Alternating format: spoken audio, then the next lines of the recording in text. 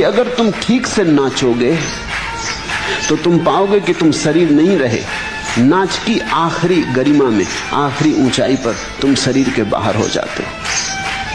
शरीर फिरकता रहता, लेकिन तुम बाहर होते हो, तुम भीतर नहीं होते। इसलिए तुम्हें ध्यान की प्रक्रियाओं में नृत्य को अनिवार्य रूप से जोड़ दिया हूं, क्योंकि नृत्य से अद्भुत ध्यान के लिए और कोई प्रक्रिया नहीं।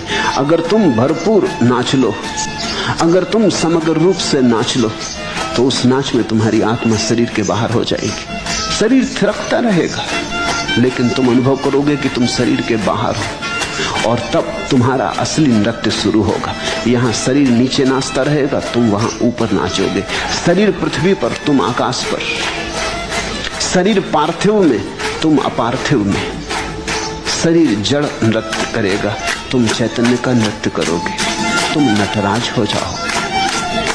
पूछा है समझाएं क्या हो रहा है? अनूठा हो रहा है, अद्भुत हो रहा है, अपूर्व हो रहा है।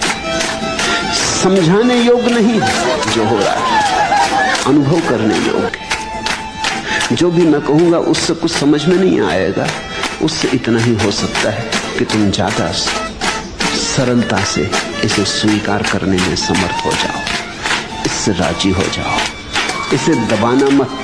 स्वाभाविक मन होता है दबाने का कि ये क्या पागलपन कि मैं सिंह की तरह गुर्रा रहा हूं, ये गर्जना कैसी, लोग पागल समझेंगे। तो स्वाभाविक मन होता है कि दबा लो इसे, छिपा लो इसे, मत किसी को पता चलने दो, कोई क्या कहेगा, फिक्र मत करना, कौन क्या कहता है इसकी फिक्र मत करना। लोग पागल कहें तो पागल हो जाए। पागल हुए बिना कभी कोई परमहंस हुआ है? तुम तो अपने भीतर पर ध्यान देना। अगर इससे आनंद आ रहा है, मस्ती आ रही है, सुरा बरस रही, तो तुम फिक्र मत करना। इस संसार के पास कुछ भी नहीं है इतना मूल्यवान तुम्हें देने को। इसलिए संसार से कोई सौदा मत करना। इंच भर भी आत्मा मत बेचना, अगर पूरे जगत का साम्राज्य भी बदले में मिलता हो।